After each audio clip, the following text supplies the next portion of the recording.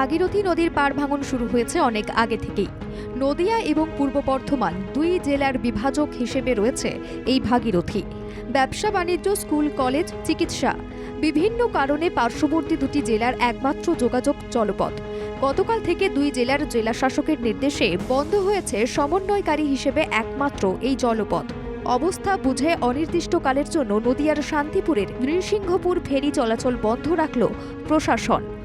জল পরিবহন বন্ধের সরকারি এই সিদ্ধান্তের দুই জেলার মানুষজন পড়েছেন চরম বিপাকে।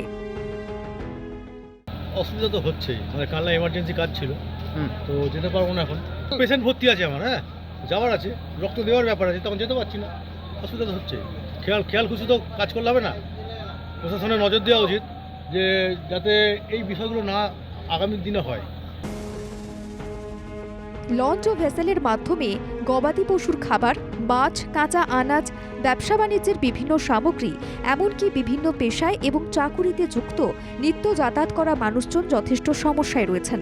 কারণ তারা জানেন না কতদিনের জন্য বন্ধ থাকবে জলপথ। সরকারি তরফে পরিস্থিতি স্বাভাবিক না হয়ে ওঠা পর্যন্ত অনির্দিষ্টকালের জন্য এই জলপথ বন্ধ থাকবে বলেই সূত্রের খবর। দুই জেলার প্রশাসনিক সূত্রে জানা গিয়েছে, ভাগীরথীর তীরবর্তী দুই জেলার গ্রামগুলিতে ইতিমধ্যেই জল ঢোকার সম্ভাবনা দেখতে পাচ্ছেন তারা। আর সেক্ষেত্রে এই দুটি ঘাট অত্যন্ত বিপজ্জনক হয়ে উঠতে পারে। তবে গতকাল রাত্রি থেকে সোমবার এখনও পর্যন্ত বন্ধ রয়েছে ফেরি চলাচল। সূত্রের খবর, অনির্দিষ্টকালের জন্য বন্ধ থাকবে এই ফেরিঘাট।